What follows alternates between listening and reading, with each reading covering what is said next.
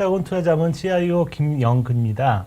어저께 그 밤에 계엄 때문에 잠을 못 자가지고 그 어저께 계엄 사태에 대해서는 뭐 이게 그게 어느 정도 영향을 미칠 건지 금융시장에 일단 제 생각으로는 뭐 큰 영향 없을 것 같습니다. 그러니까 그 바로 이제 해결이 된 거기 때문에 지금 뭐 영향을 거의 안 미칠 것 같고요. 외국인들도 장기적으로는 이제 우리나라에 대한 어떤 신뢰도나 이런 것들이 좀 변할 수는 있지만 이미 뭐 우리나라 증시에 대한 신뢰도는 땅이 떨어져 있기 때문에 더 떨어질 데는 없고요.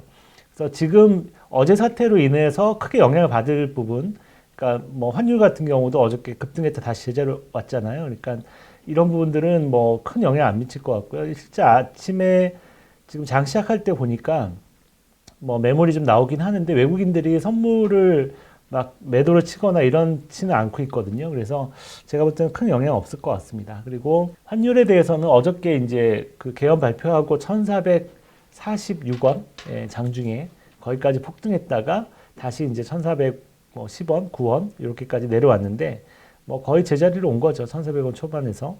근데 이 환율은 저희가 이제 생각하는 적정 환율, 저희가 인디케이터로 봤을 때 적정 환율은 현재 1,550원. 지난달 말 기준으로 1,550원이고 여전히 인디케이터는 상승하고 있습니다. 그리고 제가 이제 요번에 갖고 온 그래프는 요게 한국과 미국의 경기 선행지수의 상대 강도예요. 이 파란색 선이 상대 강도인데 이거 뭘 의미하냐면 이 환율에 영향을 미치는 게 유동성도 있고요. 그러니까 저희가 인디케이터는 뭘로 만든다 그랬죠? 유동성. 그러니까 우리가 보유하고 있는 달러 유동성 대비 우리가 찍어내는 원화 유동성의 비율 또는 우리가 갖고 있는 외환보유고 대비 우리가 갚아야 될 대외 부채의 비율 이런 것들을 가지고 인디케이터 만든다고 했는데 그거 말고도 이 원달러 환율에 영향을 많이 미치는 환율에 영향을 많이 미치는 게 뭐냐면 양국 간의 성장률 차이입니다. 경제 성장률.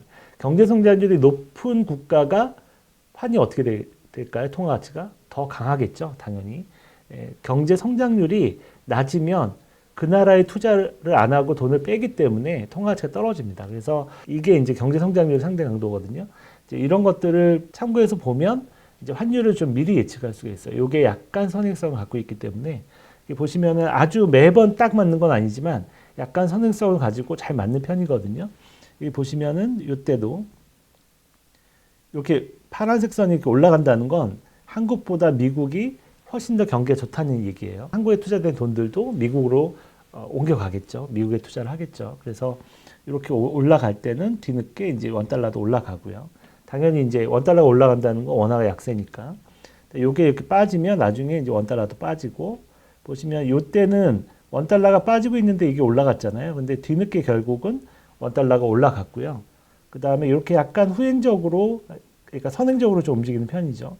이때도 이게 먼저 움직이고, 그 다음에 환율이 그 다음에 움직였고, 지금은 요 지표가 열심히 올라오고 있는 중이죠. 환율도 열심히 올라오고 있는 중이고요. 그래서 원달러 환율이 지금 펀더멘탈하게 1,550원 정도에 지금 형성이 돼 있기 때문에 여기까지 올라가는 추세예요. 추세인데 이런 모멘텀까지 가해지기 때문에 환율이 잘 밀리지 않고 1,400원까지 올라왔어도 잘 밀리지 않는 거예요. 그리고 이게 이제 한국은행장도 요번에 금리 인하하면서 그냥 환율 상승을 거의 인정을 해버렸거든요. 그러니까 뭐 금리를 인하해서 경기를 부양하는 게 경기를 방어하는 게 훨씬 더 급하다.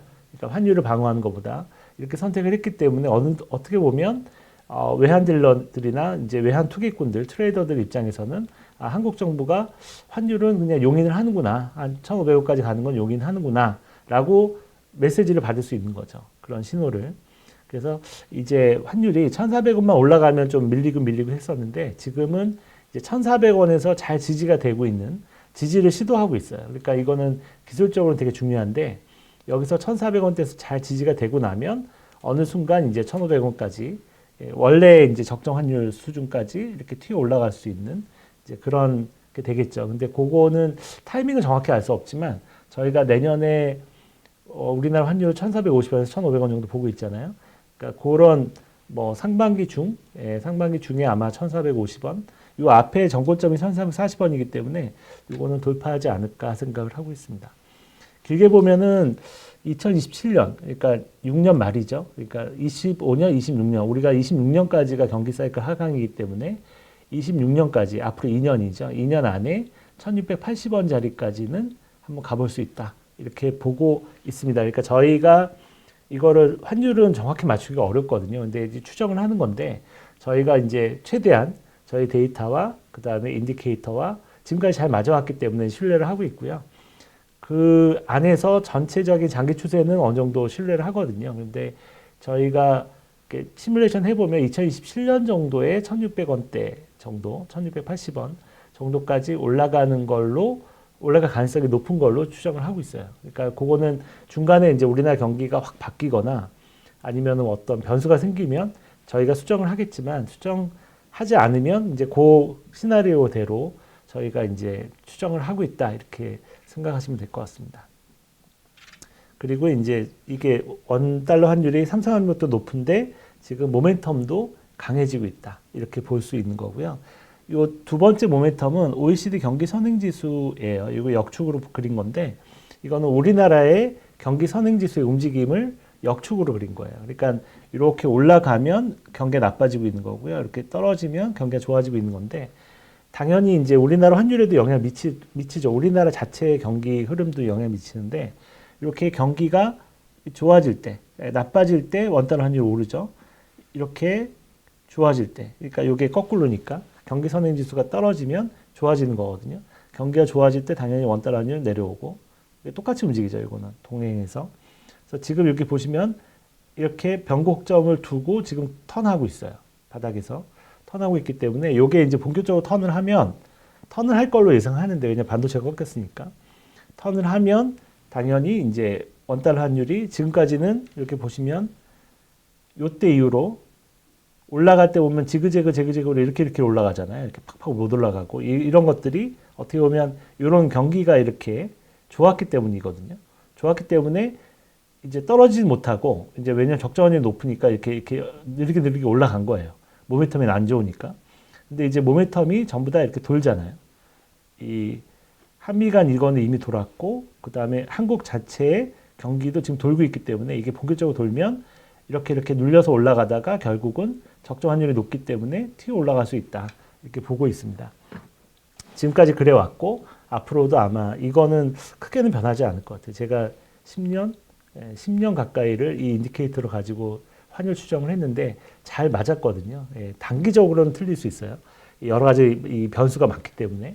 하지만 좀 1년 정도 또는 1년 반 정도를 놓고 보면 거의 이제 방향이 맞았다는 거죠. 그래서 이렇게 보고 있습니다. 그래서 내년에 1,450원에서 1,500원, 그 다음에 후년, 그러니까 2026년 말까지 해서 1,680원 정도까지 가면 한번 쉴 것 같아요. 그때부터는 한 1, 2년 쉴 것 같거든요. 그래서 그때 아마 1,600 내후년에 1,650원 정도 넘어가면 저희도 이제 헤지를 풀 생각이에요. 여러분들도 이제 달러에 대한 투자는 요 1,650원 넘어갈 때까지는 좀 홀딩을 하고 가져가시는 것도 괜찮을